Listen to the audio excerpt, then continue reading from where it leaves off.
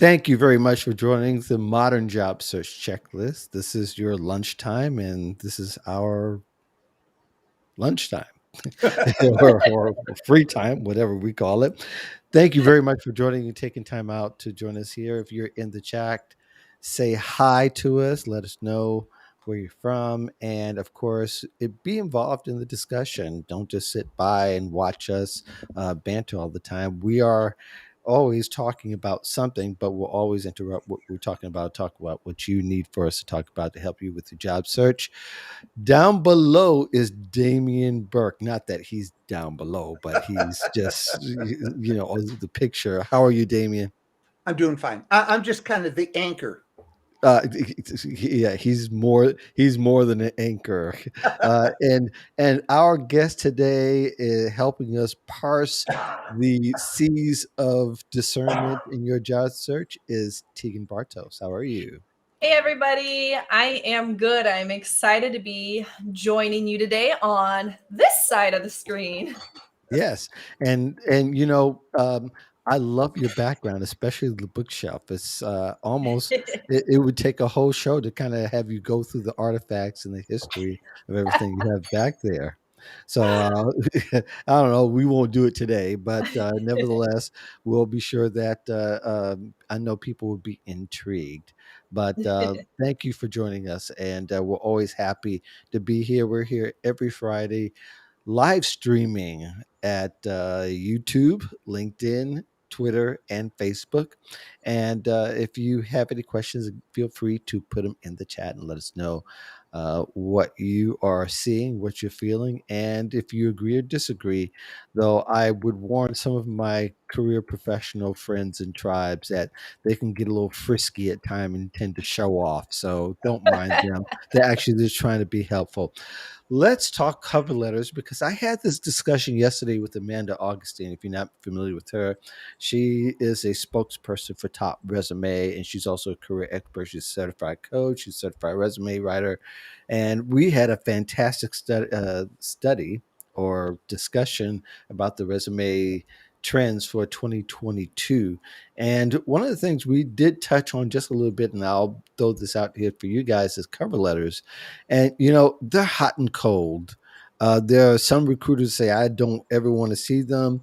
There are some that say, well, it is good to have them, but really the realistic part of it is what? What is the realistic expectation of an effective cover letter? We're talking about effective. We're not talking about the ones that are ineffective. We know what the downside that is. Let's talk about an effective cover letter. We can maybe even get into the anatomy of it a little bit. But Teegan, I'm going to start with you. Your previews or your view of what the real expectation of an effective cover letter is. Well, the reason why recruiters don't like cover letters are because they're boring. The majority of applicants like copy and paste their job their resume, and then the cover letter is pointless at that point. Like, why did you just waste my time with this? Right. And so that's why we don't like looking at them. And so if you have an effective cover letter, they probably will get looked at and increase your candidacy appeal because you're going to stand out that much more compared to the next job seeker. So the elements of an effective cover letter are hopefully name dropping somebody. It's always nice to have a referral or know the hiring manager or the hiring manager's boss. It's always nice to incorporate some type of company research into there to really show that you understand what the organization's pain point is and create a solution for solving it. To highlight a couple of your leadership accomplishments, or even if you're an individual contributor, your individual contributor accomplishments, and have a really strong call to action. So not just contact me, really set the stage for what that conversation is going to do for that employer. So we can get into some examples later, but I'm excited to hear what Damian thinks about them. Yes, Damien has been involved in cover letters for a long time, so I would love to hear his voice.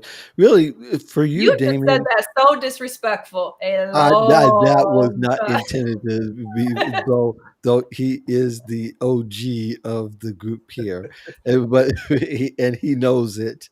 But really, I'd love to hear your perspective because the cover letter, the anatomy of it, kind of has changed over the years, right? Mhm. But I don't think the purpose of the cover letter has changed. Mm, I automatically assume when I'm working with folks at professionals in transition that it's a 50-50 shot.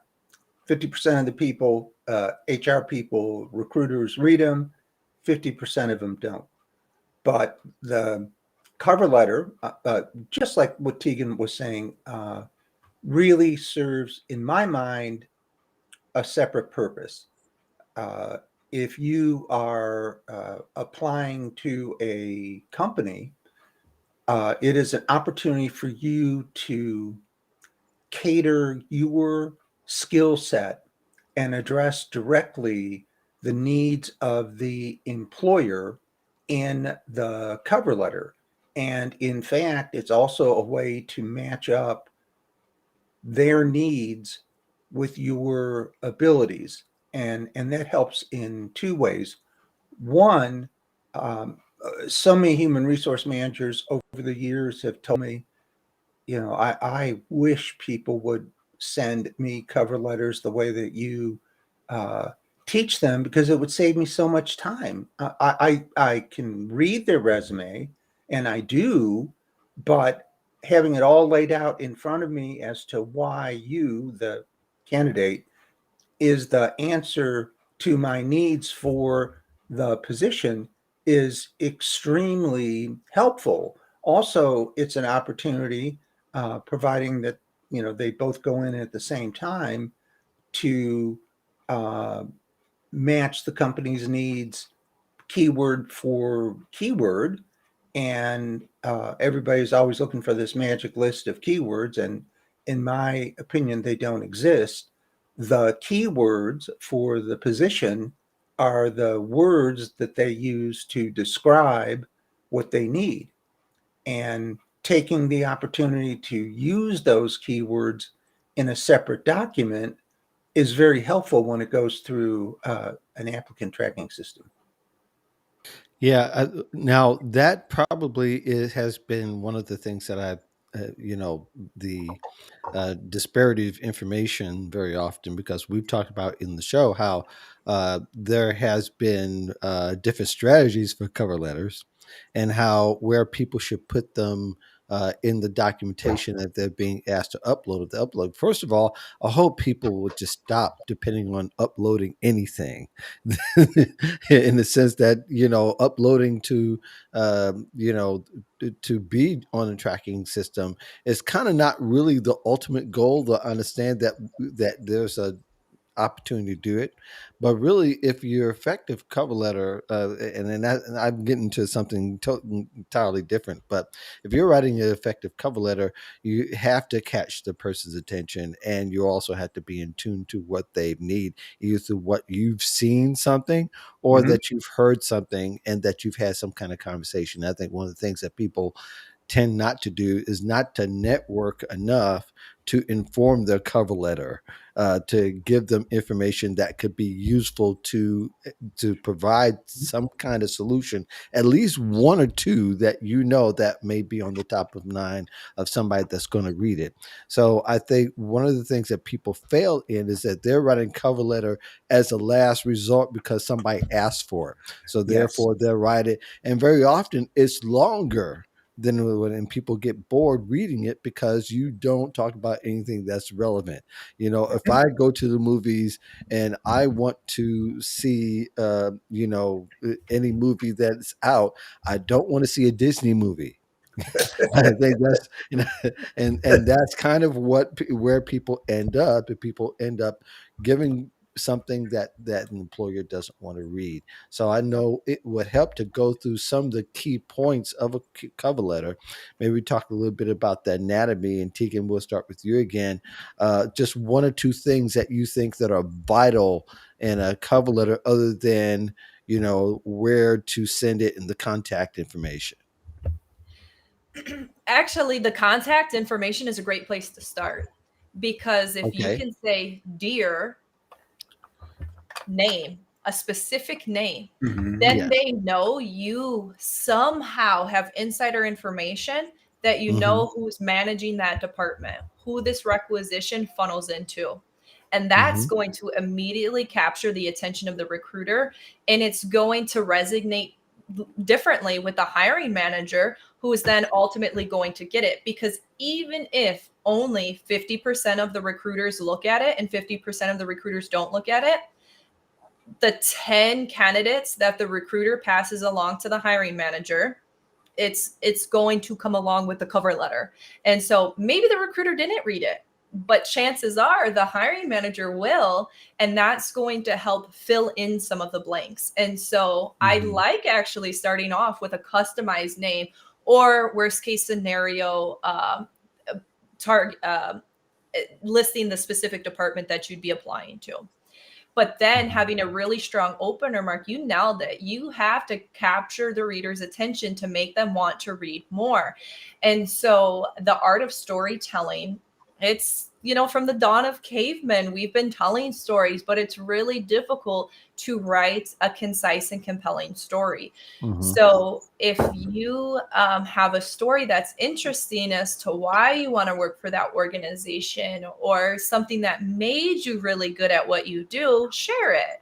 So like I had a recently I worked with a client who is a sales trainer. She's got Hmm. about 130 employees under her, and she helps make them better salespeople. And Hmm. so she didn't start there.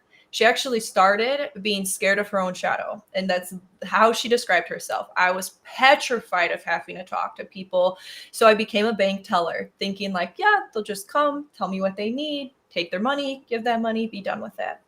But actually, she ended up having to go out onto the floor and talk to customers within the grocery store when the bank was slow, and she figured out that her superpower was selling, and just increase the amount of accounts opening. Hey, you go grocery shopping here often?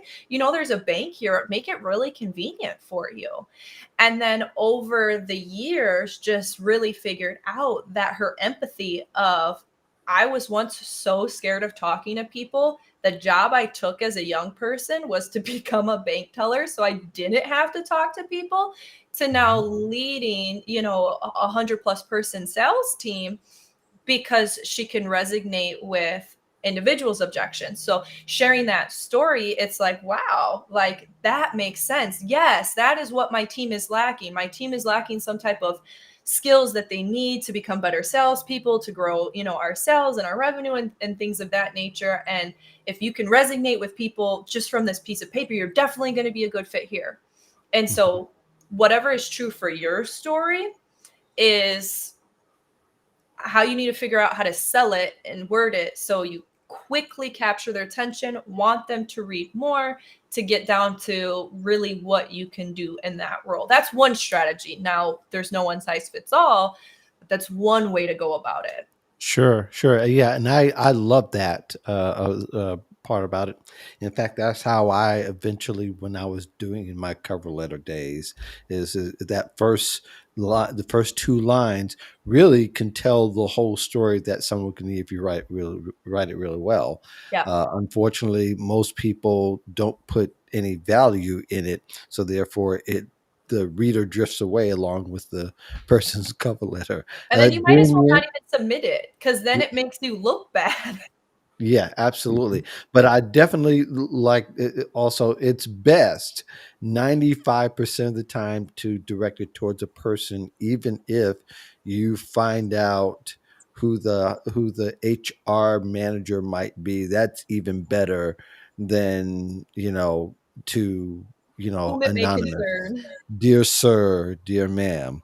Yeah. Damien, like you mentioned, you have a technique. If there's one or two that you can share with the people to help them out. Sure. In addition to everything that's been said, I think it's important that you want to mention the position that you're applying for right up front so Hmm. that there isn't a lack of confusion. And usually I say name of position along with the position number because in respect to recruiters, they're handling lots of positions all at the same time. Hmm. And I'm also a fan after a brief introduction of taking the time to list your abilities versus their needs so that it's easy for the person reading the resume to letter rather to scan very quickly and have had, as a matter of fact, candidates that have gone into interviews apologetic because of it being 2 pages and have them told that's why we brought you in because your cover letter was so succinct. We knew that if you could do it on your cover letter, that it would be very interesting to talk to you in person. Hmm. Yeah, that's excellent. And and that's just another point too. And you led me to thinking about the length of cover letters. Now, this is where it gets a little debatable. Um, Tegan, is 150 words too long, or it depends? Um, I don't think that's too long. As long as you're bulleting things. So like, but if so, there's a couple different ways to submit a cover letter. There's uploading it Hmm. with your application, but there's also an email cover letter, right? Like, it just depends on what kind of industry you're going in. Sometimes you may be using an email cover letter type of scenario, and 150 words isn't very long, and so it, I forget who said it. Maybe it was you. So like the first 1 to 2 lines is kind of your story, and then you go into what position you're applying for, what you know about it, and how you can solve their needs, and potentially featuring a couple of your things. If you bullet point those, space them out. You want to have a lot of white space on your resume Hmm. and not even get all the way down to the bottom of the page when it says sincerely your name, but 150 words isn't a lot of words. Mhm. Yeah, but I think it's I think depending upon it might I said 150 words random because 150 words is better than 250 words in my estimation. But the shorter the better because they're going to be in scanning mode for the most part. But so you need to get to the point right away is really the emphasis. It could be 200 words and it could be 250 if you're great with words. If you're not great with words, then you might want to consider length. Your opinion, Damien, 150 words is too much or too little? Oh no, Or I don't think it's too little. Mhm, And if you are providing information to them that they need, i.e., if you're kind of ticking through some of the key requirements, sometimes as they list them, they're longer than you would expect, depending on the company. And if you're going through and you're matching them, then as scandalous as this might sound, sometimes they actually fall onto a second page that isn't the preferred. But my feeling is if you are keeping the reader's attention by addressing the needs of the position and matching them, just like Teegan said, lots of white space, bullet points, understand the fact that they're going to scan it anyways. And also at the very bottom, I don't think we've talked about this, but at the very bottom, um, last sentence or second last sentence, you want to have a call to action. And I mhm, always like to say, something like, thank you for giving me the opportunity to apply for the Tegan X position. You will hear from me shortly. And that sentence is your call to action because you have just told them in the cover letter that you're going to be following up, you're going to be calling them or whatever. And what that does is that takes away that worry time where you drop everything into the system and 1 week, 2 week, 3 week, 4 weeks go by. Just by the way that you've stated your cover letter, you can follow through because in fact you said in your letter you were going to follow through. Mhm. That is so Mhm. genius. Well, and not only is Please it have genius, it. yeah, Oh, I took the note. and by the way, Tegan, he's written a book where he covers the cover letter aspect of it in I hate 2013. writing cover letters. Yeah. Well, I think one of the things that we'll have to realize that cover letters have gotten a whole lot shorter because over time, when I was a hiring manager once upon a time in my career, cover letters were one rarely sent, Mhm. even if you asked for them. And so, I know people hate writing them. So let me just reverse engineer and we'll cover this, make this the last portion of it. Should you send a cover letter regardless of the ask or not for a cover letter? Tegan? If you're gonna spend the time to write an effective one, I say yes. And if and whoever's watching, if you hate writing cover letters like me, I've got a really easy template where you just plug your information in, DM me, I'll send it right over to you, and you plug it in, and boom, you send it, and it makes it really thoughtful. And Mhm. so it's it is kind of generic in the template, but then you plug it in with the thoughtful information. So it takes the guesswork out of where to even begin. And then it makes writing the cover letter so much easier because you have something to start with, and then you can be thoughtful and do I actually want this position, ensuring that you are doing the research to get the information that you need to plug in. And Mhm. then also it is going to increase your chances of candidacy because you are, like Mark said, going above and beyond the majority of candidates who don't submit cover letters, and Mhm. above and beyond the candidates who submit a boring cover letter, because you'll actually have a thoughtful cover letter. So I'm on team cover letter if you're going to do them thoughtfully. Mhm. Good deal, Damien. I agree. To me, having a naked resume it just doesn't make it for me. I think the cover letter is kind of like the icing on the cake. And once you get into the rhythm of how you write them, uh, then it becomes a little bit easier. And by training people to right up front before they do anything to look at the ad, look at the company requirements, Mhm. and then either on a sheet of paper or in your mind start going through and matching your abilities with their needs. If you can't hit 80 to 85%, save yourself a lot of time and worry, and don't apply, because the chances of you getting it in, unless you have a strong inside person that's going to lobby for you, are are very slim.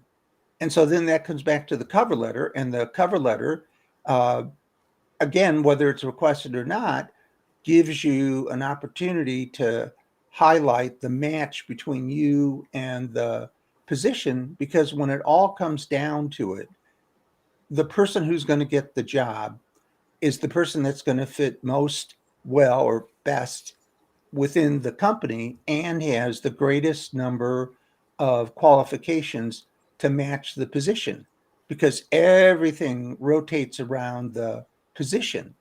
And if you can highlight how you meet the needs of the company, sometimes even point by point, it again on the other end, on the person who's reading your or going to read your resume, it's going to make it so much easier because you've taken the time to show how why you for this specific position, are a match. And it is a huge time saver for the recruiter, who will then most probably take the time to read your resume that you've worked so hard on. So it's a way to entice people to further engage with you. Good deal. Great information. I think people will take a lot away from it, especially during this time of year where people are starting to slow down. But I think they have to have some of the basics to be able to go forward. And I really think it's also important, too, that you should include a cover letter to stand out, but an effective one just makes it a lot easier for people to engage in. Want to just acknowledge Erica in the chat along Teegan, you writing stuff too. How do you do that? You multitask. But, What's she, up, Erica she- and Anna? and I think Anna is in the chat as well. Thanks for and keep it up, guys. Keep up the discussion as we talk a little bit about. We take for granted that networking is everything that we do, but Yeah. considering the limitations of the pandemic and perhaps some of the Christmas rush that we may not or may not want to engage. Good places where there are for people to go networking. Start with you, Damien. I think, first of all, when it comes to the holidays, and I've been there, when you're out of work, the last thing that you want to do is go out and meet people, because you just feel extremely vulnerable. And if you're not prepared, that question of what do you do or what are you up to can be a very traumatic question to receive in a social standing. But if you practice and have a logical answer, like mine used to be, my full time job right now is finding a full time job, then people go, oh, okay.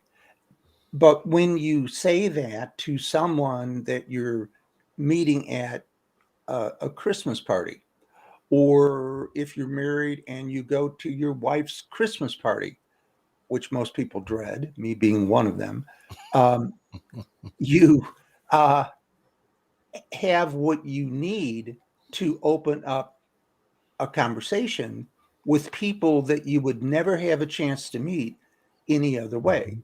And so, my encouragement to folks are, practice what you are going to be asked in advance so you can do it straight in the eye and with a smile, and get ready and go out to Christmas parties or holiday parties, because of the mix of people that you will be connecting with, who, by the way, especially if they serve alcohol, will be in a holiday spirit.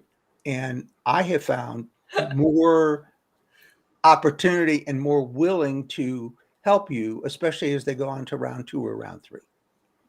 Yeah, excellent. Tegan? Yes. So, in addition to actually going to these holiday events and things like that, and being vulnerable and asking people, "Oh, is there anybody that you think I should be talking to?" Yes. Good. Um, it, leverage social media, especially if you're being more conservative with social distancing and things of that nature. We're on social media anyways. Dig in the comment section. That's where the party happens. And so introduce yourself to people, share your thought leadership. I what does that mean? You can literally talk about something that you experienced while you are younger. Wow, I really feel for for recent college graduates who are graduating during this pandemic. For me, I remember graduating during the recession and how hard it was to find my first job a decade ago. And then, if you're a new college grad and want some help, feel free to reach out to me. And then you're going to be giving, and givers get. So making posts is one way to network. Commenting is another way to network, and finding people within your industry that you can share. Wow, Mark, that was such an insightful post. I really like point number 2. And I would also add, and then put your own twist on it. Mhm. That's going to make Mark appreciate you because you're engaging with his content and supporting him, as well as engage in conversation and add to the conversation, which is the goal of content creation. And Mhm. then there's always sliding into people's DMs. So you got your target company, you go and follow it, and then you see who's employed there. Oh, hey, Teegan, I saw you recently joined this company. What was the interview process like? Would you mind sharing what the interview process was like? And then, boom, you want to send that personalized connection request with a very, very brief ask and to see if they'll start up a conversation. Maybe they won't respond, but maybe they'll Mhm. be connected. That's a win for LinkedIn's algorithm. But, if you reach out to 10 people, one person's going to respond willing to help you. And then again, leveraging social media, there's groups. If you're a recruiter, there's a Facebook group for recruiters. That's like a lot of fun. On LinkedIn, a recruiter, an Amazon recruiter named Down Roth created a job Mhm. connection Tuesdays collective. And so there's 10 of us who are managers of the page. And there's almost like in the past couple of weeks, it just started a couple thousand people in the group, and we're all so supportive of each other. Members are doing mock interviews with each other. Recruiters are posting jobs, being willing to talk to people within that group. So many of us career coaches and resume writers are offering complimentary or discounted services for members of the group. And then you also get access to high quality and vetted professionals within the industry if you are looking to invest in expediting your job search by having a professional resource with it. So there's so many ways to go about networking on social media, and the best part about it, it's amazing for introverts. And if you just keep it brief and concise and focus on numbers, copy and paste, maybe swap out the small ask, you collect so much data so quickly that it's a game changer on people's job search, especially during the holidays. My husband's an executive recruiter, and right now he has 123 open requisitions. That's Wow. insane. Yeah, that is. Insane. It is insane. And Companies are hiring. I think if you do well by sharing and talking to people during the day, you don't have to make a separate event at night or to necessarily go to unless you really want to. Because if you're taking advantage of being in line at the bank, which still happens, Mhm. being at the grocery store, it still happens. You at the gym, people still go work out, and things like that at church Sunday morning, going Mhm. to dinner on a date, and it can happen if you're tactful, talking to people while they're on dates too. But all that to say, if you're making opportunities while you go, and it's why I always say, cover your ears, Damon. That job search is a lifestyle. It is something. It is something that you do along the way, and whether or not you tell that person that you are looking for a job, you may just talk about how tough it is out there, and that maybe you might be able to help someone. That's a different way, and that way you disarm the fact that you're possibly being perceived as begging or down on your Oh, yeah. luck. If you're Yeah. looking to give, then people will go, "Ooh, okay," and they might introduce you to someone that is. You're still being helpful, but that person's going to remember you. Mhm. Trust me. So, Mhm. Givers get every time. so I Yep. really think that that's really an opportunity to really make some things happen when you do things along the way. So you don't feel that pressure that you have to go to an event where there's 20, 30, 50 people. And that's tough. I know I've done it plenty of times, but I don't necessarily like those kind of scenarios all the time. Right. So I think it is time to be creative. And the more creative that you are, um, the better and probably easier you can make it for yourself. So, Tegan, did you want to add anything? To that topic, Yeah, yeah, to that topic. Yes. No, if for those of you who are concerned about networking because it's a chore or because it's uncomfortable, all it Mhm. is having conversation. Yeah. And if someone doesn't want to have a conversation with you, don't sweat it. And if Mhm. someone is willing to have a conversation with you, reciprocate it with gratitude, endorse them for their skills, send them a thank you note. Remember to follow back up with the person that they connect you with.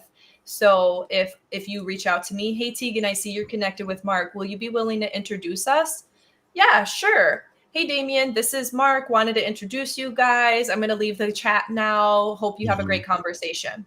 And Mhm. then if he comes back later and says, wow, Teegan, thank you so much for connecting with me with Mark. I really appreciate it. It was a great conversation.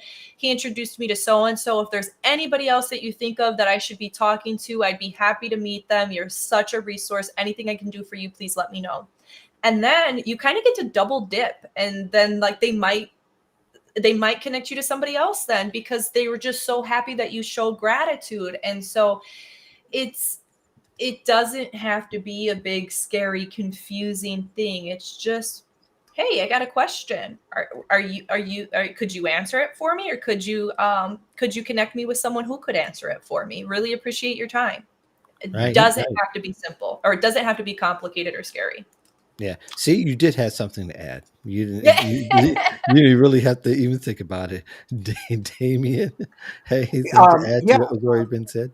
sure. Two things, and this is well, actually three. This is really low tech and will absolutely shock people. And that Mhm. is, if you have their home address, send them a holiday card. I mean, that has almost stopped, and especially with the pandemic.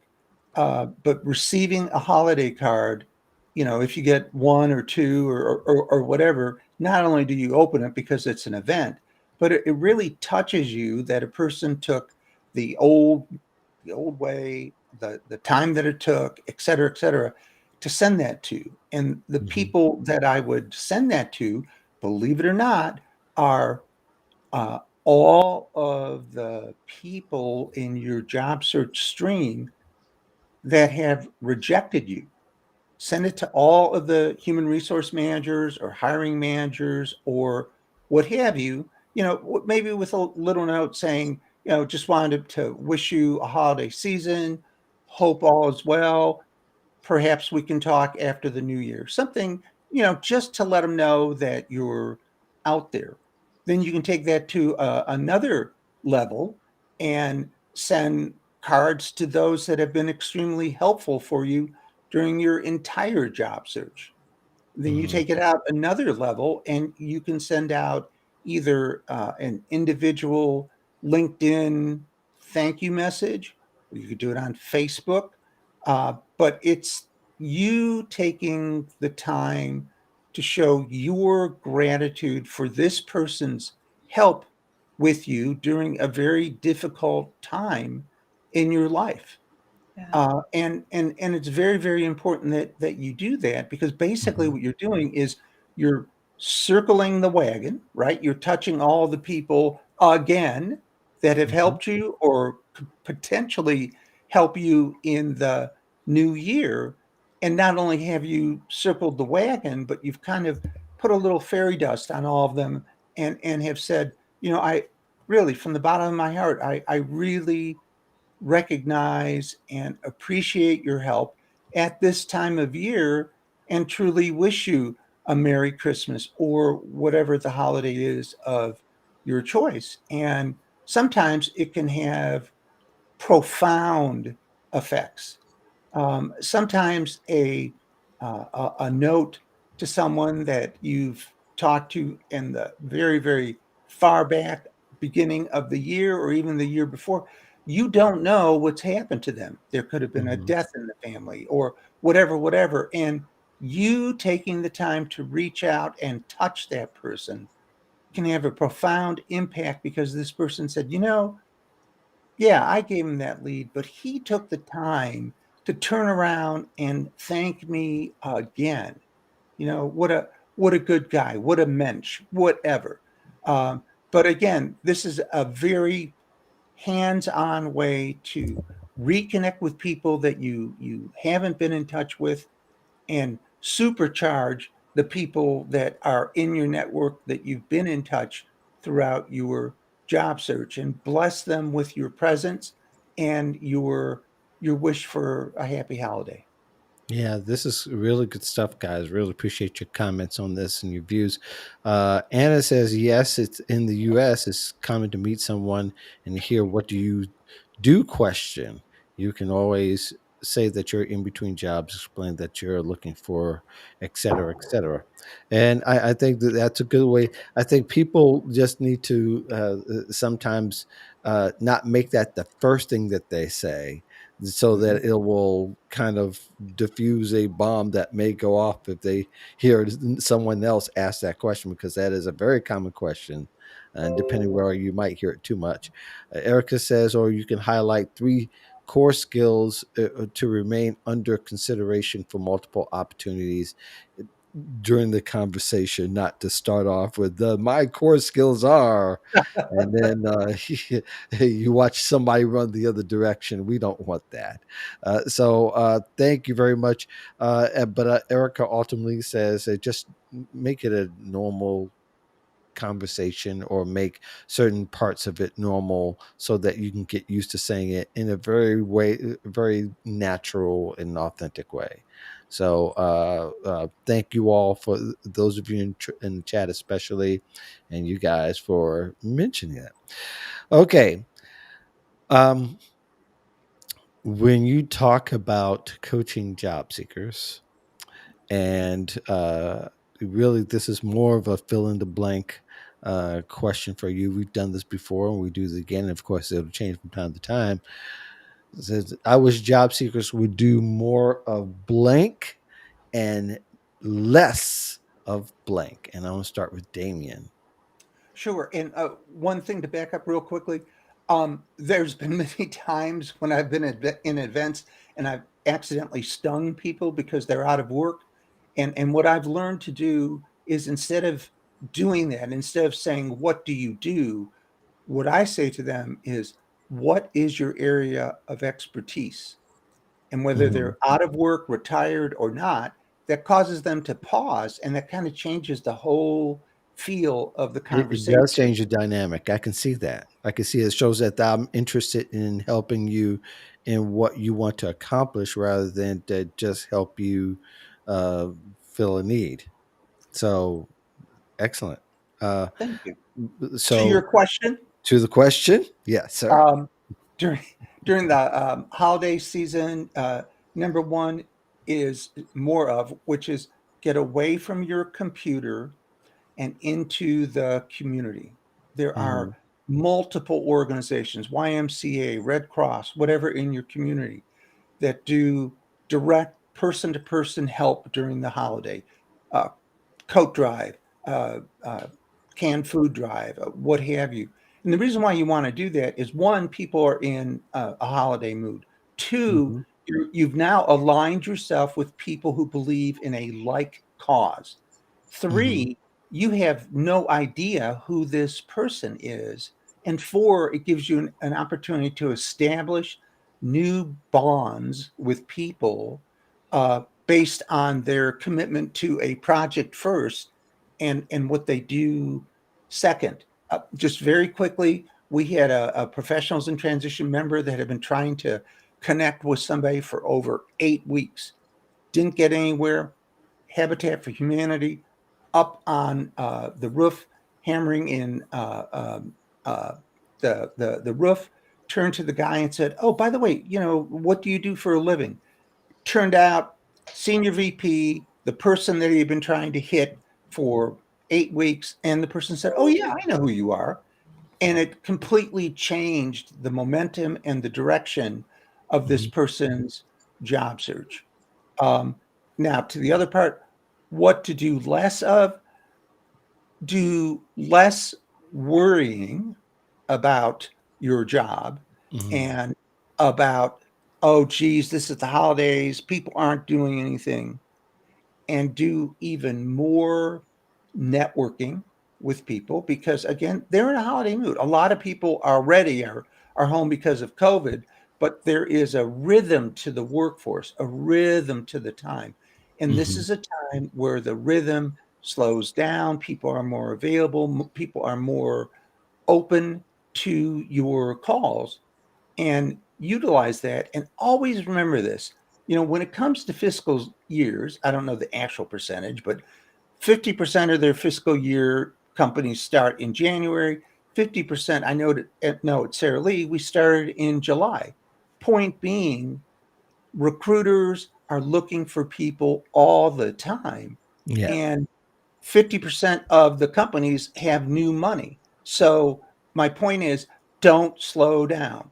Keep going and keep pushing, because there's people out there looking for you. And perhaps the most important thing, if you take Mhm. anything away from this, maintain the momentum that you have already established.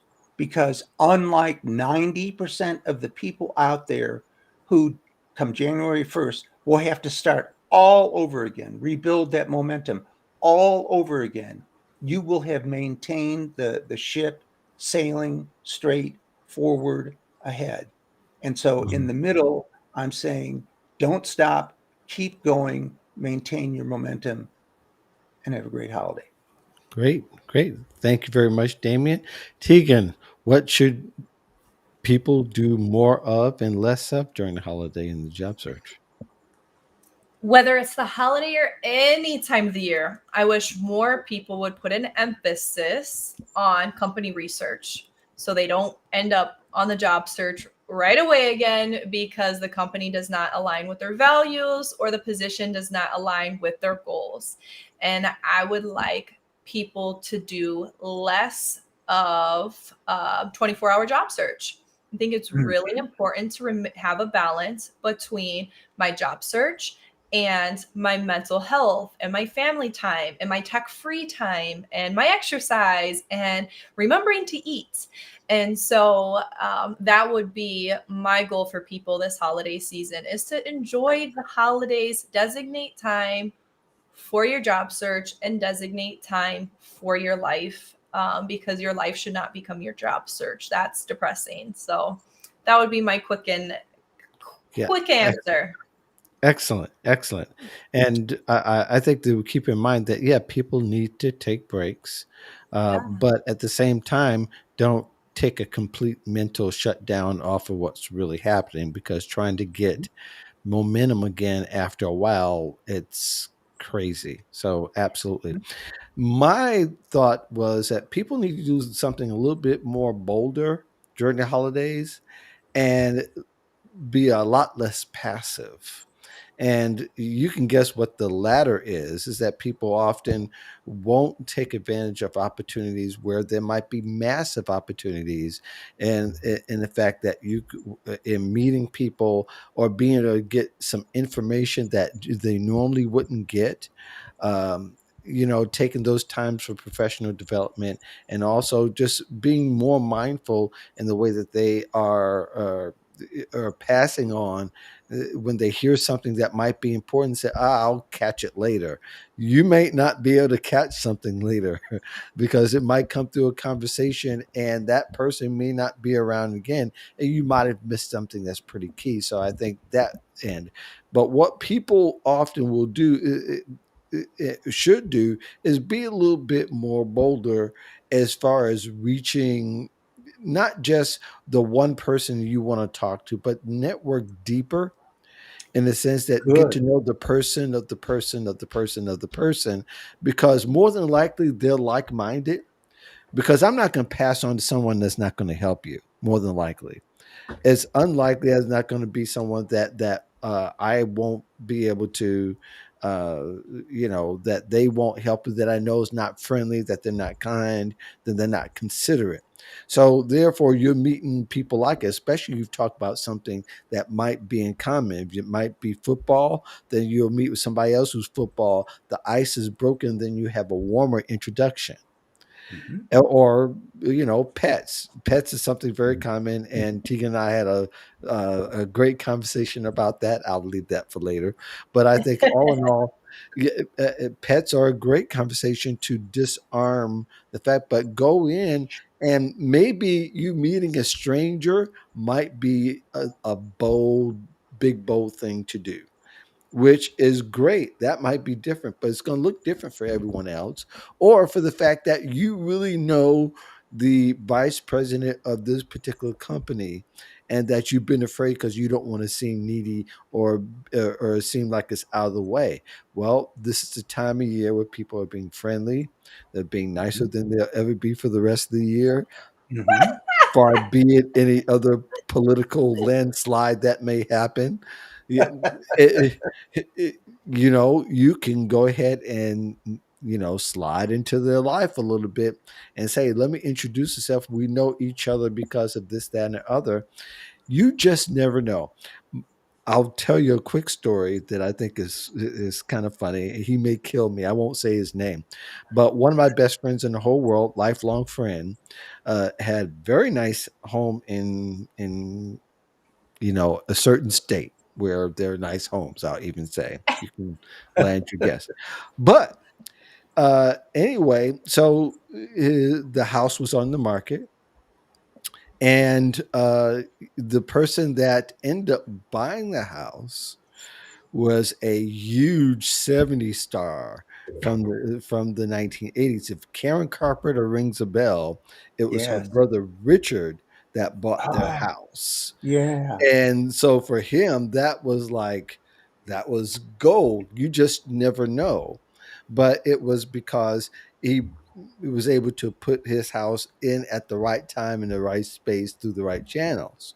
So all that to say is sometimes even that is a bold move. But wish job seekers would do something a little bit more bold and not just something that you're very comfortable with. I mean, family's comfortable, although there's some people that might be a bold move to say, "Hey, could you introduce me?" Just be more intentional, be a little bit strategic, know what gets answers, try to get open answers.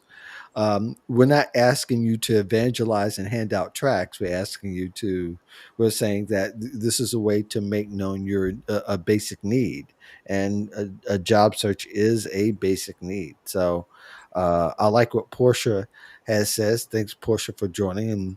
And she says that I like that worrying and less worrying and more networking. What Damien had said. Yeah, Mhm. I think when you are doing those things up through the holiday and throughout the holiday, there's no pressure when again you're doing it along the way, so you don't feel like you have to do something extra to be out of the way.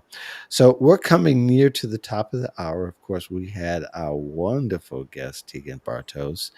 uh, Teegan, tell the people something that you've got going on, whether it's a podcast interview that you got coming up, maybe you're being interviewed on the Today Show and that you like everybody to know, or as simple as that maybe there's something going you want people to follow.